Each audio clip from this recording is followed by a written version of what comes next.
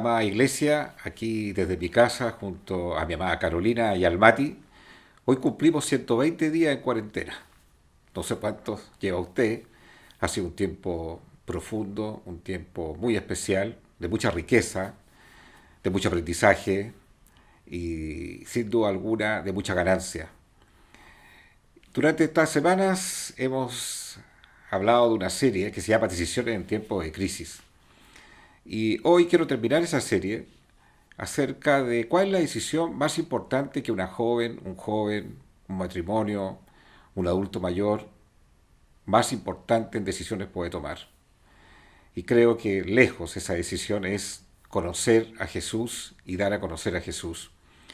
Y hay un proverbio que plasma esto de una manera muy profunda que dice así: el fruto del justo es árbol de vida y el que gana almas es sabio.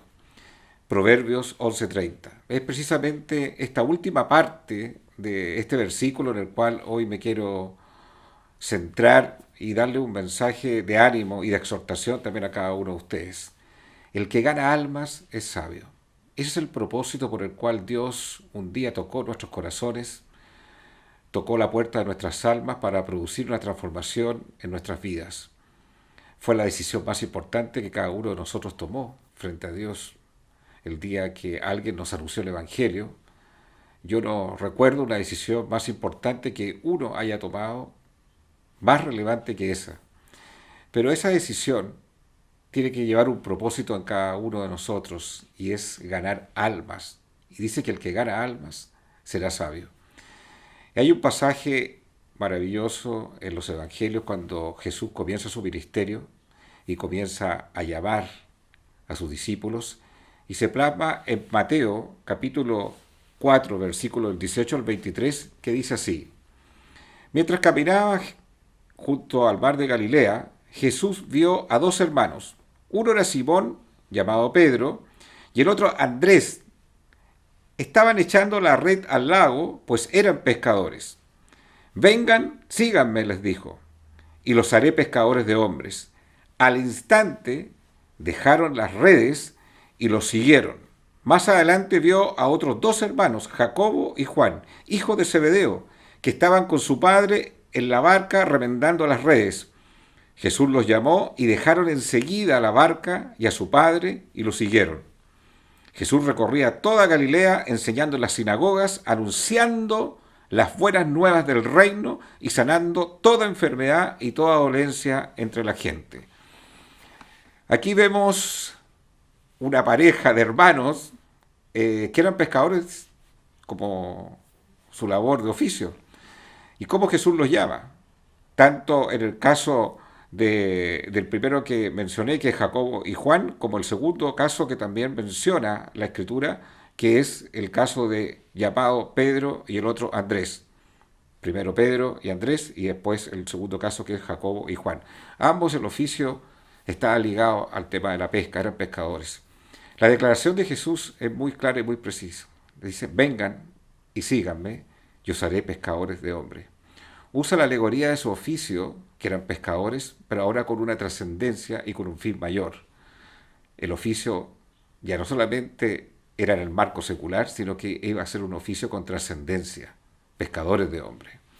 Cada uno de nosotros desarrolla una profesión, un trabajo, un oficio en el cual hemos sido formados en nuestra vida y que, por cierto, cumple un fin, que es un fin de cubrir nuestras necesidades básicas para nosotros y para nuestras familias. El punto es si solamente ese es el fin por el cual ocupamos nuestra labor profesional, nuestro oficio, cualquiera que usted ejerza, o va a tener un fin de trascendencia, de afectar la vida de otros, como así afectaron la vida nuestra las personas que nos predicaron un día el Evangelio de Jesucristo. El que es sabio es el que gana almas. Y podemos usar nuestro oficio simplemente con un fin secular, o con un fin de trascendencia que afecta la vida de otra gente.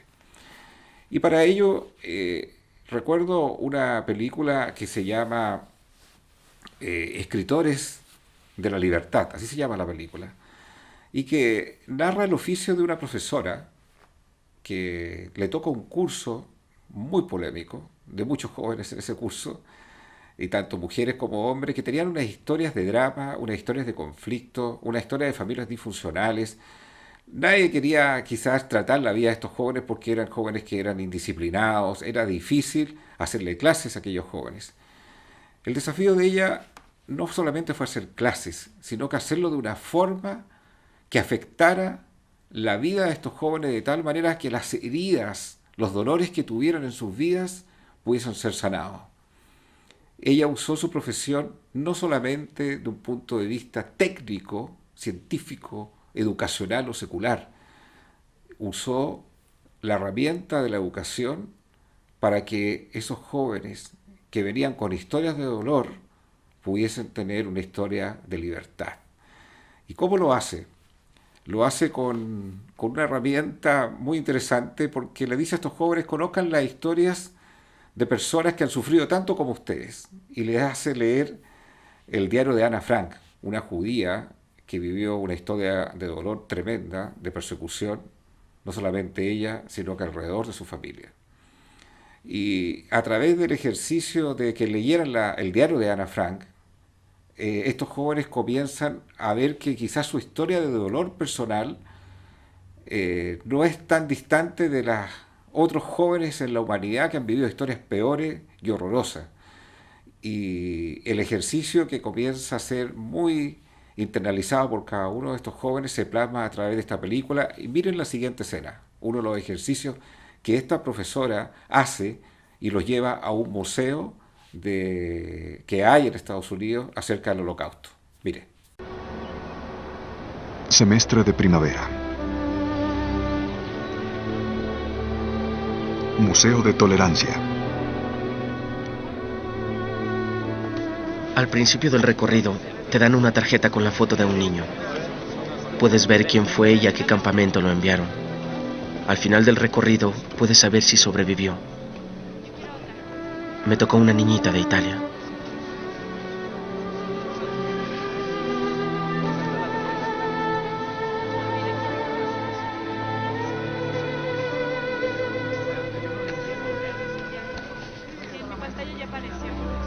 Tito, la gorra.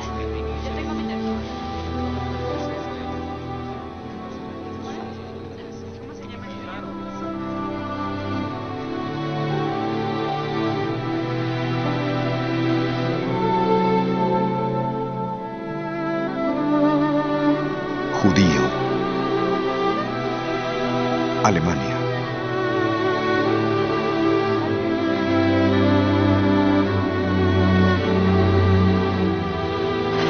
La llamaron Kristallnacht, la noche del cristal roto. Cientos de sinagogas saqueadas e incendiadas, más de 7.000 tiendas judías destruidas, más de 100 judíos asesinados, miles de personas ordinarias, muchas de las cuales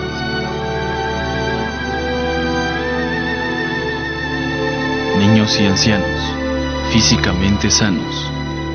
Y 10 enfermeras fueron arrestadas en un pequeño centro para niños en Isieux, la provincia francesa de Ain. Entre los niños deportados ese día a Birkenau estaba Lydian Berenstein, que después de partir dejó una carta a Dios.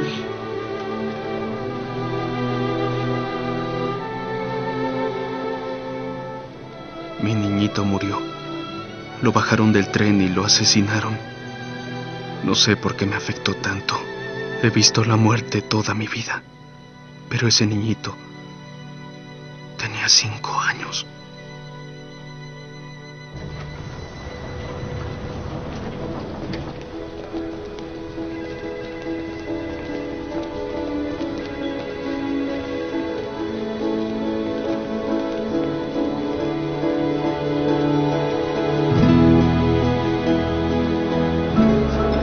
La maestra nos invitó a una hermosa cena en el hotel donde trabaja. Me llamo Elizabeth. Invitó a sobrevivientes del holocausto del museo para conocernos. Fueron Elizabeth Mann. Tenía a mis padres, mi hermana, mis 2 hermanos, Gloria Anger. Cuando veías a una persona con el número en su brazo, esos eran los afortunados. Las personas que al llegar a Auschwitz, cuando a la gente la tatuaban, nos llevaban a hacer trabajo de esclavos, a los otros no. Y eso incluyó a mi familia. Así que nos escondimos algunos de los más pequeños. Yo en esa época tenía como 11 años. Además, Eddie Elam. no tenía idea a dónde ir, pero recuerdo muy bien un lugar donde vivía con mi familia. Así que cuando fui allá, no quedaba ningún judío. Estuve en el peor campo, estuve en Auschwitz. Y René Firestone. Y cuando llegué me arrebataron a mis padres de inmediato y no los volví a ver. Mi hermanita, que tenía 14 años, se quedó conmigo por algunos días. Y luego un día fue separada de mi lado. Perdió a toda su familia Así en los que campos si de vieron la concentración. película, todo es verdad. Llegó a este país con $4 en su bolsillo y un bebé Los recién nacido. nazi. Jamás Después olvidaré la a esa gente. asesinaron porque no querían enviarla a otro lado. Es increíble que la maestra haya hecho todo esto por nosotros. ¿Qué le parece?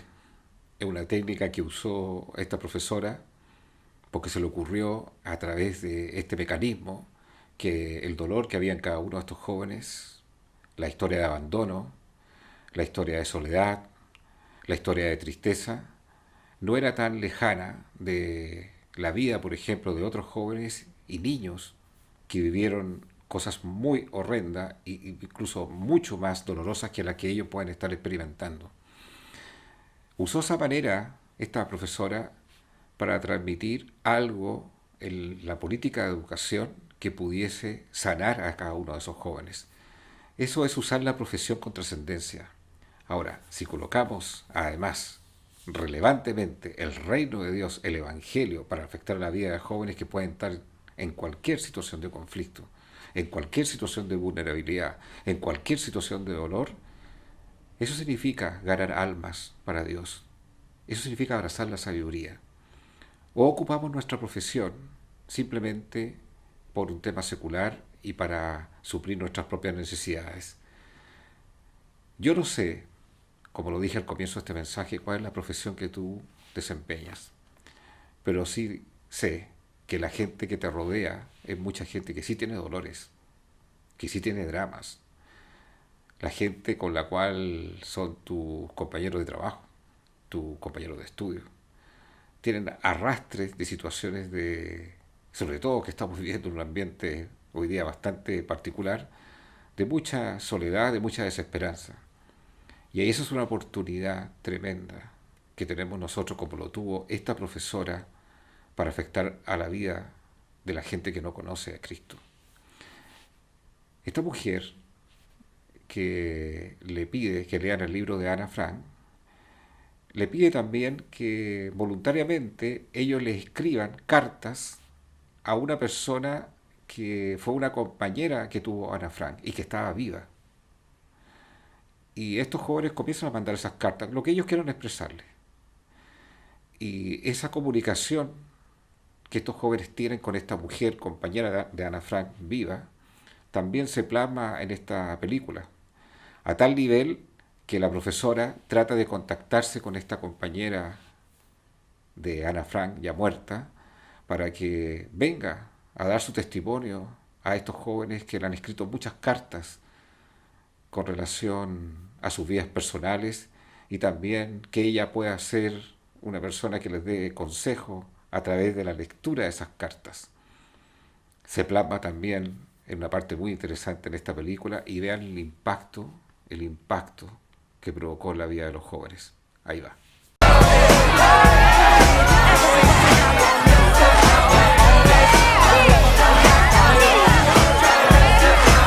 La mujer que ocultó a Ana Frank, invitada en el Instituto Wilson.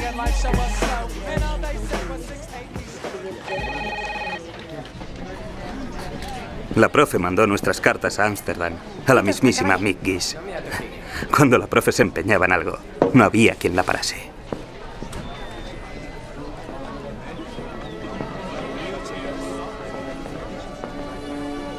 Ya está aquí. Y cuando recaudamos el dinero para traerla a Long Beach, vino a vernos. Pero Dios, no me esperaba que fuera tan bajita.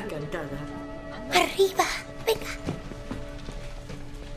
Gracias, Marcus. De nada. Eres muy amable. Uy, qué jóvenes son todos. Sí, esta es la señora Gruel. Ella lo ha montado todo. Ah. La recompensa por un judío era de unos $2. Algún desesperado avisó a la Gestapo. El 4 de agosto entraron en tromba en mi oficina.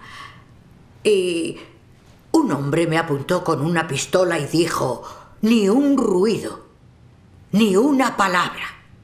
Luego subieron directos al desván. Me sentí impotente. Oí a Ana gritar y objetos que se rompían, así que volví a mi casa y busqué pendientes o bisutería, cualquier cosa para poder sobornarlos. Entonces me llevé conmigo todas esas cosas y el soldado que estaba allí sacó su pistola y me la puso en la cabeza. Podían matarte por ocultar a un judío o mandarte a un campo. Pero otro soldado reconoció mi acento. Él era austríaco, igual que yo. Pero yo había sido adoptada por una familia holandesa. Así que le dije al soldado de la pistola que me soltase. No pasa un día sin que me acuerde del 4 de agosto y sin que piense en Ana Frank. ¿Sí?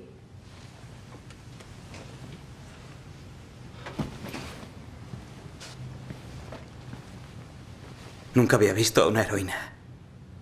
Pero usted es mi heroína. Ah, no. No, joven, no. Yo no soy una heroína, no. Hice lo que tenía que hacer porque era lo que había que hacer. Nada más.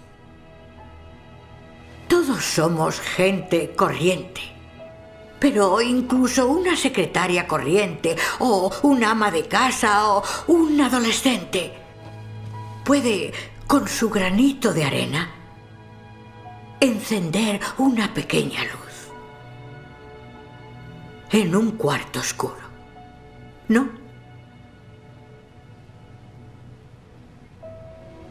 He leído vuestras cartas y vuestra profesora me ha contado muchas cosas de vuestras vidas. Vosotros sois los héroes. Sois héroes todos los días.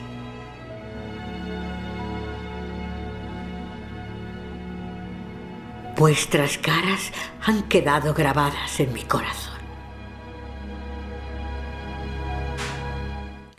Pedro, Andrés, Jacobo, Juan, pescadores. Jesús les dice: ahora yo los quiero ser pescadores de hombres. Heidi, Mauricio, Andrés, Kelo, Sofía, Gloria, David, Verónica, y podría mencionar a mucha gente. Dios te quiere hacer una mujer y un hombre que sea un pescador de hombres, un pescador de mujeres. Y probablemente sea en el campo laboral el oficio que tú ejerces, el terreno fértil para alcanzar a gente para Cristo. Ganadores de almas, es gente sabia. O simplemente ejercemos nuestros trabajos, nuestros oficios por las cosas visibles. ¿Usted va por lo visible o va por lo invisible? Mire este texto maravilloso de la Escritura. En 2 Corintios 4:18. Así que no nos fijamos en lo visible, sino en lo invisible, ya que lo que se ve es pasajero, mientras lo que no se ve es eterno. Nuestra profesión va a tener un fin, y seguramente con mucho esfuerzo, con mucho sacrificio, con mucha perseverancia, con mucha capacitación, habremos logrado ciertas metas, lo que se llama a veces éxito. Pero ¿cuál es el verdadero éxito? ¿El logro supremo profesional que tendrá un límite al final de nuestras vidas cuando jubilemos? ¿O el verdadero logro es que la gente que conocimos en esa trayectoria de años pudimos afectarlas hablándole de Jesús, y que ellos conocieran a Jesús, y que al conocer a Jesús sus vidas fueron transformadas. Dios nos quiere hacer a cada uno de nosotros pescadores de hombres. El que gana almas es sabio. Es el gran principio que quiero dejar en este mensaje. El segundo principio es que frente a la llamada de estos pescadores, fíjese la respuesta de ellos, que está muy interesante, volviendo al pasaje de Mateo 4, de versículos del 18 al 23. Cuando estaban echando la red al lago, Pedro y Andrés y Jesús les dice: ven y síganme, porque los quiero hacer pescadores de hombres. Ahí dice: al instante dejaron las redes y lo siguieron. Esa palabra es muy interesante. Al instante. ¿Qué pasó con la vida de los otros dos discípulos que también Jesús llama? Dice: Jacobo y Juan, hijos de Zebedeo, que estaban con su padre en la barca remendando las redes, Jesús los llamó y dejaron enseguida la barca y a su padre. Al instante y enseguida nos habla de la obediencia. Nos habla de la obediencia. Tenemos dos posibilidades con este mensaje. Dios te está diciendo a ti: hoy te quiero hacer una pescadora de mujeres en el lugar donde estás. A ti te quiero hacer un pescador de hombres y de jóvenes en el lugar donde estás. A ustedes los quiero hacer pescadores de matrimonios en el lugar donde están. Estos hombres dejaron las redes, incluso dejaron cosas afectivas, el caso de uno de ellos a su padre, siguiendo la llamada de Jesús. Seguir el llamado de Jesús implica dejar cosas, implica renunciar a ciertas cosas. No estoy hablando de que usted vaya a tener que dejar su trabajo, probablemente algunos sí, por cuando hay un llamado muy particular. Estoy hablando de las prioridades. Las prioridades. Si el trabajo tiene una prioridad más importante que nuestra relación con Dios y difundir el Evangelio de Jesucristo a aquellos que no le conocen, creo que es algo que tenemos que corregir. Usted invierte 8 horas en el lugar donde está secularmente. 8 horas.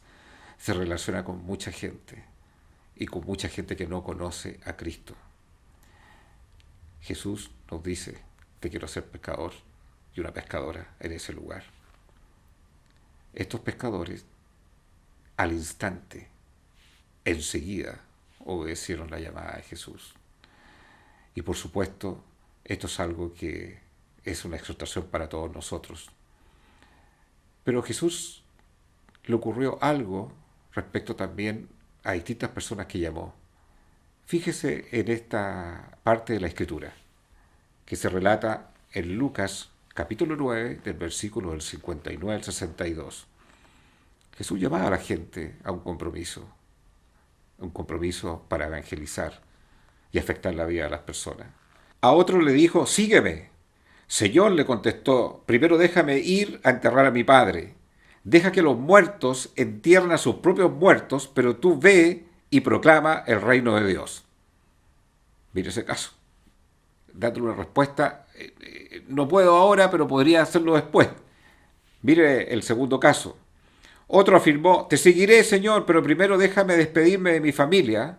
Jesús le respondió: nadie que mire atrás después de poner la mano en el arado es apto para el reino de Dios. ¿Por qué coloqué este pasaje? Aunque puede ser casos muy extremos, seguramente lo que le lleva a la reflexión estos versículos. Muchas veces Dios nos está llamando para que vayamos hoy y nosotros postergamos, y postergamos, y postergamos.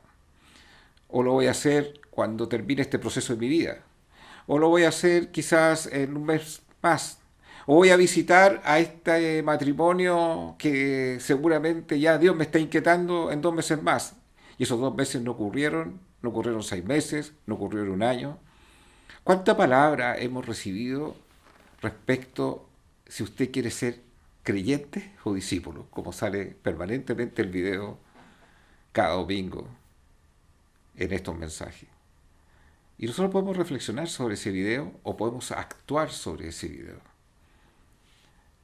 Los pescadores dijeron: enseguida al instante. Estos que están acá, en el segundo caso, déjame primero hacer esto y después podré seguirte. Tenemos dos posibilidades frente a la decisión más importante que un hombre y una mujer puede tomar después de conocer a Jesús, que es dar a conocer a Jesús. ¿Postergarlo o enseguida hacerlo? Quiero cerrar con lo siguiente.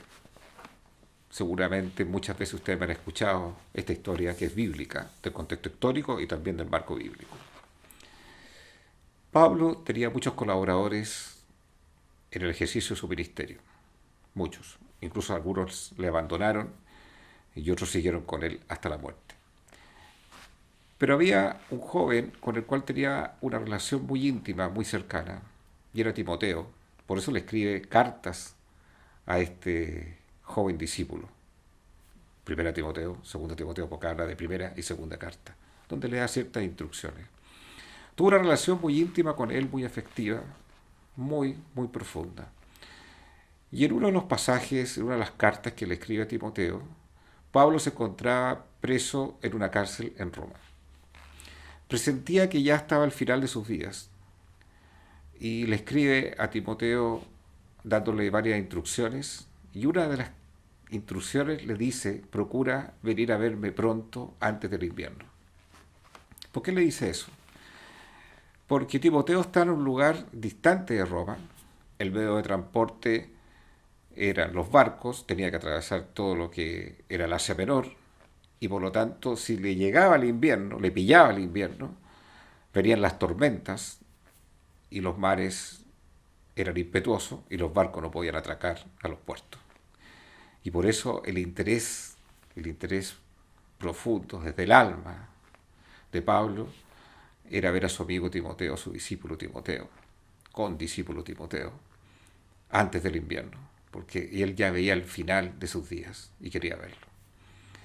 Bueno, cuenta la historia, no la Biblia, pero cuenta el relato histórico que tiene bastante asidero, que Timoteo postergó su viaje para después del invierno. Y cuando llegó a ver a Pablo ya lo habían decapitado en esa cárcel. Le pilló el invierno a Timoteo. En nuestra vida nos pasa lo mismo.